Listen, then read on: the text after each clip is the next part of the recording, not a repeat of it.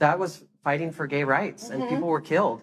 Nobody was killed at Stonewall. Nobody was killed. Welcome everyone. Today we are going to be talking about a queen that has influenced so many generations of drag queens, as well as provide us with so many iconic moments that if you had to count them all, you'd never be able to stop. The time has come for us to finally talk about the queen of wigs, dancer of ChaCha, reader of books, all-star winner, and dancing diva, Serena ChaCha.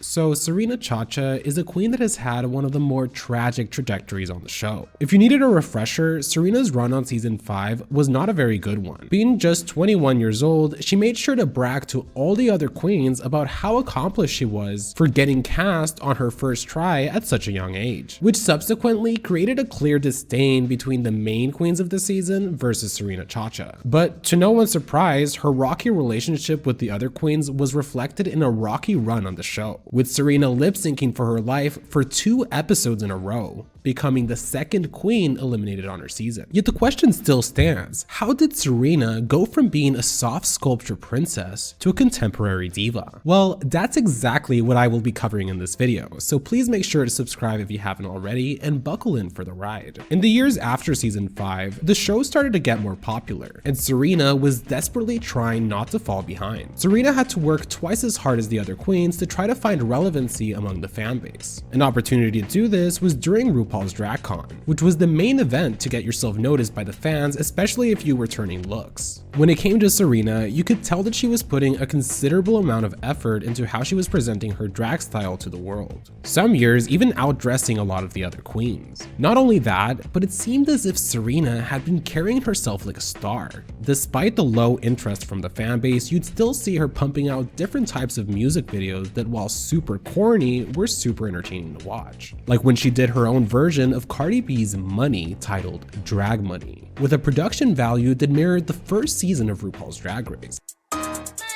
Gotta buy a little weed with really gotta go be, I need all the drag queen need is I got lashes and the glue, breaking on the roof. I got lashes and the glue. Tip me, why don't you? But not everything was sunshine and lollipops for the Latin diva. Serena has said that her time on season 5 was very traumatizing for her, and to this day she struggles to rewatch scenes from that era because it takes her back to a moment in time where many people were coming after her and she felt very insecure. For a while, the thought of having Serena ChaCha return to an all-star season was nothing more than a wild fantasy. The truth of the matter was that Serena wasn't very memorable when she competed, and she had no traction whatsoever in terms of online presence with the fandom. She was sort of one of the forgotten queens that only the big fans of the show knew enough about to remember. So you can imagine how much of a shock it was when early rumors circulated that Serena may have been cast on an all-star season. But to be fair, given that they had India Farah the season prior, it wasn't all that far-fetched. Regardless, all eyes were now on Serena to see if she could really prove everyone's expectations of her to be wrong, by slaying the competition the same way she slays the pages of every book she reads. Now, if you didn't know, Serena ChaCha's fanbase are called the #ChaCharinas. So if you're a fellow ChaCharina, please let me know in the comments below. Thus, since Serena had been putting a considerable amount of effort into her drag career, ChaCharinas worldwide really felt she was deserving of a second chance to return to the franchise. But since it seemed more like wishful thinking, it was a surprise when she had in fact gotten on the show again. I, for one, was super excited to see what she was gonna bring. My main hope prior to the season airing was that at least she'd make it past the first elimination. But as we know, that is not what would be in store for Miss Serena. Once the official cast for All-Star 6 was announced, thousands of people around the world were celebrating. It's even been theorized that pollution levels decreased for 1 whole hour after Mother Nature found out that Serena would be returning to our TV screens for the first time in 8 years.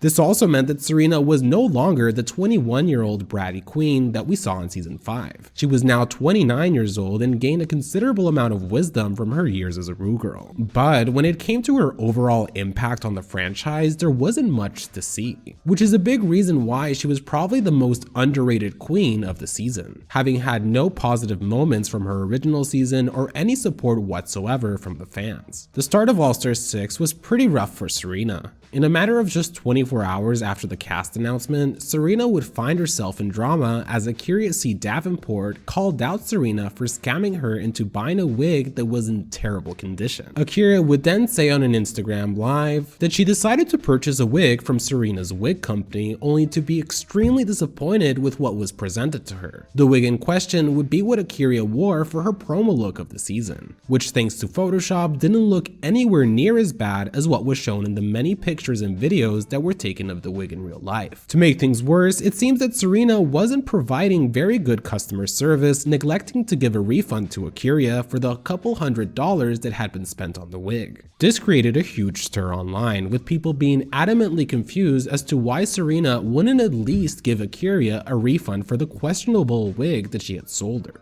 The only time Serena referenced the wig drama was when she was asked about it in an interview with Entertainment Weekly, adding that she thinks Akira looked great in her wig. Aside from that, there was never any statements made by her that pertained to the scandal that had been brought forth by Akira. This would sort of taint Serena's big comeback since the season hadn't even aired and she was already falling into drama. Things were even more disappointing when Serena walked into the All-Star 6 workroom, but it was edited to make her seem like the joke of the cast. Along with that, Serena's talent show performance was also a really weird sight to see. I think most people expected her to do a high energy dance number since that was what she had been excelling at the most in terms of what she would display in her music videos.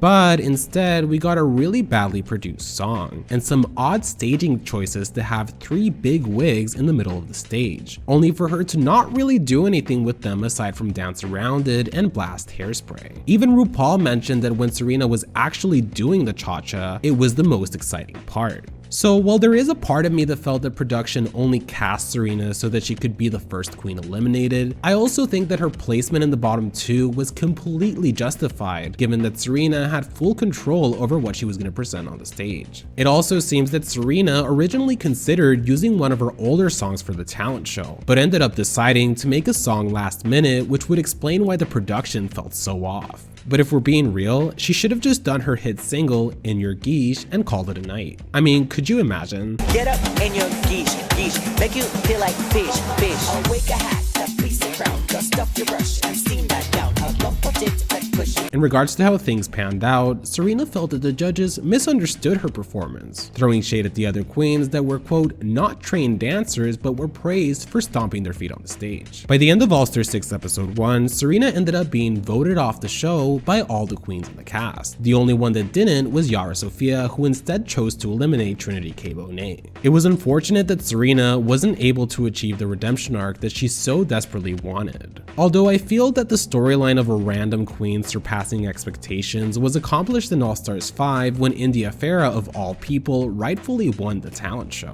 Yet despite Serena having to go home on the first episode, it was refreshing that the show provided her with another opportunity to build on her legacy. But we also got to see her participate yet again when fighting for a chance to return in the Game Within a Game episode, which is when Serena would end up lip-syncing against Jiggly Caliente for a chance to continue on in the competition, but ultimately lost. I actually think that Serena did a decent performance in the lip sync, and I'm glad that she was able to perform at least once. Throughout the airing of All-Star 6, Serena uploaded all of her runway looks that we would have gotten to see had she stayed in the competition, including the redemption runway, which would have been nice to see on TV considering Serena's soft sculpture look from season 5 episode 1 is one of the worst in the show's franchise. While Serena's casting on All-Star 6 didn't prove to be the big break that ChaCharinas worldwide had been hoping it would be, it still allowed for Serena to continue on doing her wig business along with putting out more content for her fans. And that's not to say that she's been able to avoid drama completely, with of course Cornbread from season 14 calling out Serena for the way she handles her wig business. Yet Serena has always actively avoided responding to any bit of drama that involves her, and she sort of lives in her own world where she continues doing what she's doing without having to explain herself to people. Subsequently, when it comes to Serena ChaCha, it's possible that she may have one of the most committed fan bases that exist. For example, there's a Reddit user by the name Serena_ChaCharina who has dedicated their life to honoring Serena in any way. Every post that they make is either a reference or tribute to the goddess Serena ChaCha. They even made an edit of how the recent All Winners should have ended. The winner of RuPaul's Drag Race, All Stars, All Winners, our queen of all queens, is... Oh, here we go. What? Wait. Oh, God.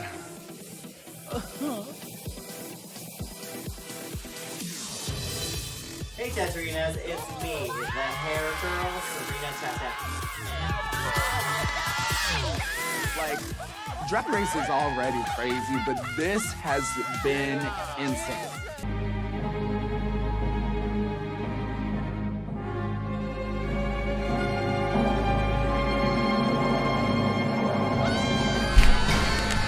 However, if it's one thing that I've learned is that Serena's art style is not everyone's cup of tea, and that's okay. Overall, Serena ChaCha is a queen from Drag Race that gained a lot of relevancy thanks to her wig business. But upon her anticipated return to All Star 6, she was faced with a lot of drama due to A'keria exposing Serena for having some shady business practices. And to top it all off, she was the first queen to be eliminated on the season, which meant we didn't really get to see much about how Serena had changed as a queen or any storyline that could have garnered her more of a fan base. Yet despite all the drama she's had regarding her wig business, I do think she's sort of iconic for having had this cult following of fans keep her legacy alive in some way or another. I wanted to take a moment to thank my patrons: Gay Uncle, Matthew Burns, Edgar Allan Pup, Franny Fishsticks, Common Ritter Fury, Emma Malander, The Only Sean, Not To Assoon, and Oh Nicole. Thank you guys so much for watching this video. Please subscribe if you haven't already. Follow me on Twitter at GreenGayYT. Leave me a comment on how you felt about the topic I covered today, and I'll see you guys next time.